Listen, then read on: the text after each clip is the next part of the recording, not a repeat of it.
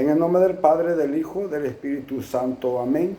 Que la paz del Señor esté con cada uno de ustedes, hermanos y hermanas, en este día jueves 23 de enero del 2025. Estamos siguiendo el Evangelio de San Marcos. Estamos en el capítulo 3, versículo del 7 al 12. En aquel tiempo Jesús se retiró con sus discípulos a la orilla del mar, seguido por una muchedumbre de Galileos. Una gran multitud procedente de Judea y Jerusalén, de Idumea y Transjordania y de la parte de Tiro y Sidón, habiendo tenido noticias de lo que Jesús hacía, se trasladaron a donde él estaba.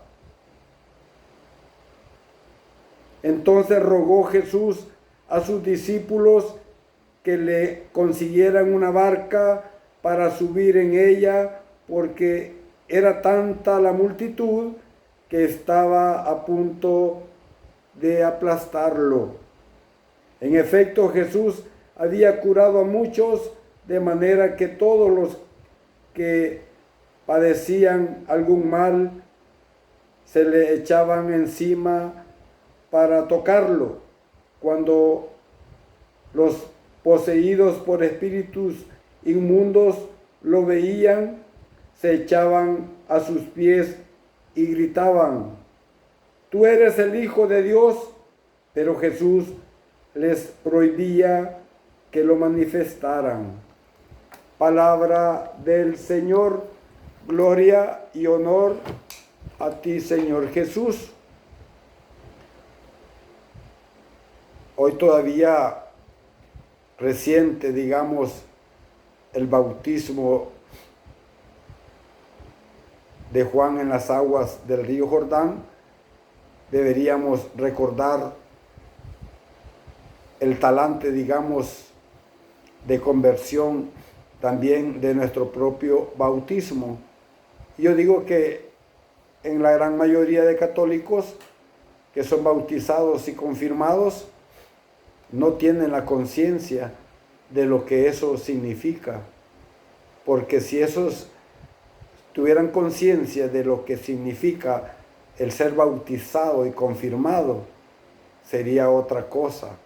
La iglesia fuera una iglesia viva, una iglesia que no esté adormecida, porque la iglesia somos esos que estamos bautizados y confirmados, como quien dice, aptos para la misión, pero no sucede así. A veces unos pocos somos los que andamos, digamos, predicando el Evangelio. Todos fuimos bautizados, digamos, en un solo Señor, en una sola fe, en un solo espíritu, para formar, como dije San Pablo, un solo cuerpo. Y aquí el ideal de unidad, formar un solo cuerpo, ser en Cristo una sola cosa, para que el mundo crea, como dice Jesús. Pero no sucede así, incluso en las mismas comunidades cristianas. La gente, dice el Evangelio, que la gente se agolpaba ante Jesús, va tras él, quieren tocarlo, tener un contacto físico con él, se sienten necesitados de curación, de un contacto sanador. ¿Cuánta gente hoy necesita también palabras de esperanza, palabras de consuelo? ¿Cuántos necesitan una palabra de vida, una palabra de aliento? ¿Cuántos piden ser hoy tocados con la cercanía y cariño? Y Jesús, al igual que ayer, pidió la colaboración de sus discípulos. Hoy solicita también la nuestra. El estribillo del Salmo de este día también deberíamos de responderle y dar una respuesta al Señor. Este es el camino por el que llegamos a la salvación. No hay otro, hermanos y hermanas, por quien podamos ser salvados se llama Jesucristo. Él es el único Salvador del mundo. Nadie más, ningún santo, ni siquiera su madre, la Virgen María. Ellas son intercesores para poder llegar con más facilidad a Cristo y con Cristo al Padre. Por Él podemos elevar nuestra mirada hasta lo alto de los cielos. Por Él vemos como de un espejo, digamos, el rostro inmaculado y excelso de Dios, como decía un santo. Su persona, Jesús, no es otra cosa sino amor. Jesús es amor. Dios es amor. Primera carta de Juan 4:8. Dios es amor. Los signos que el Señor realiza, sobre todo hacia los pecadores, hacia las personas pobres y excluidas, enfermas y sufrientes, llevan consigo el distintivo de la misericordia de Dios. A liberar a algunos hombres de los males terrenos, del hambre, de la injusticia, de la enfermedad e incluso de la muerte. Hermanos y hermanas, Jesús realizó unos signos mesiánicos. No obstante, no vino para abolir, como dice el Catecismo de la Iglesia, todos los males de aquí abajo en la tierra, sino a liberar a los hombres de la esclavitud más grave, que es la esclavitud del pecado. No vino a abolir el mal. Eso lo dice el Catecismo en el numeral 549.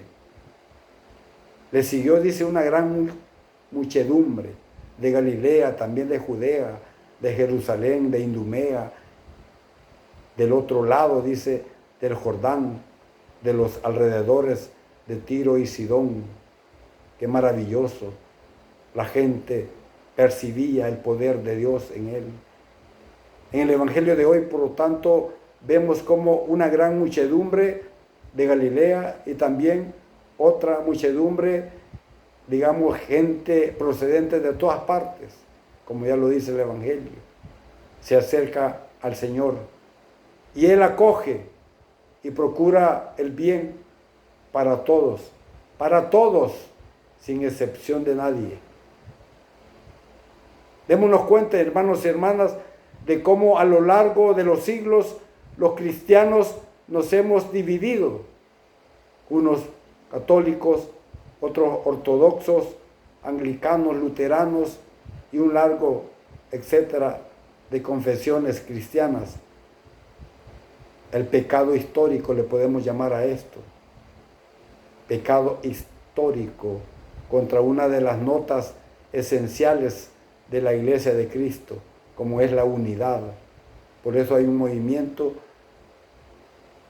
que lucha por la unidad de los cristianos, el ecumenismo. Pero aterricemos también en nuestra realidad eclesial. Dentro de la misma Iglesia católica hay divisiones entre los obispos, entre las parroquias. Hay parroquias que no se llevan unas con otras. Entre las mismas comunidades cristianas, entre sectores y ministerios, hay divisiones. Unos se creen más que otros. Unos trabajan para ellos, no para el reino de Dios, no para la iglesia, sino para su grupo. Y a veces andamos pescando en peceras, ¿verdad? Ahí agarrando el que ya está en la comunidad. Andamos pescando en pecera. Así no se vale. Porque no salen a las calles a pescar, sino que conquistándose el hermano o los hermanos o los esposos de una comunidad. El que ya está en el camino, ya está en el camino. Hay que ir por la oveja descarriada, como dice Jesús, por la oveja descarriada de Israel, por ese montón de católicos bautizados y que no tienen conciencia de lo que son, A eso vamos. A eso está dirigido la nueva evangelización. Realmente nuestra relación de unidad es motivo de conversión para los alejados de la iglesia, si nos mantenemos en esa unidad, como dice Jesús en Juan 7:21, que todos sean unos para que el mundo crea. Jesús ruega al Padre por todos nosotros.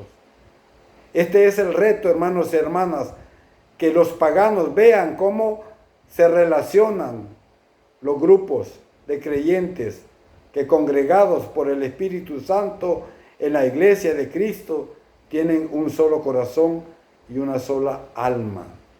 Recordemos que como fruto de la Eucaristía, a la vez que la unión de cada uno con Jesús, se ha de manifestar la unidad de la asamblea, ya que nos alimentamos del mismo pan para ser un solo cuerpo. Por tanto, lo que los sacramentos significan y la gracia que contienen exigen de nosotros gestos de comunión hacia los otros.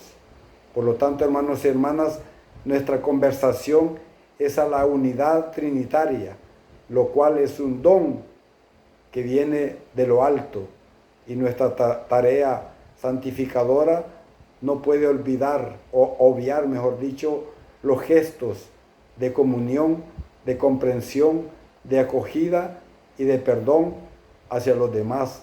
Por eso trabajemos, hermanos y hermanas, por la unidad de la comunidad parroquial, y no dividamos, no andemos pescando en pecera. Lo digo porque se da, y hay hermanos que eran de comunidad y hoy están en un movimiento. Eso es pecado por la unidad de la iglesia. Lo que estamos haciendo es pescando para nosotros. ¿Ve? Nos predicamos a nosotros mismos, no predicamos a Jesús. Prediquemos a Jesús a los demás. Y los que ya están en el camino, ya están en el camino. Dejémoslos ahí, no andemos ahí conquistándolos. Eso no se vale. Confiese ese pecado, hermanos y hermanas, si usted anda pescando en pecera. Alabado y glorificado sea el nombre de Jesús, ahora y siempre, por los siglos de los siglos. Amén, amén y amén.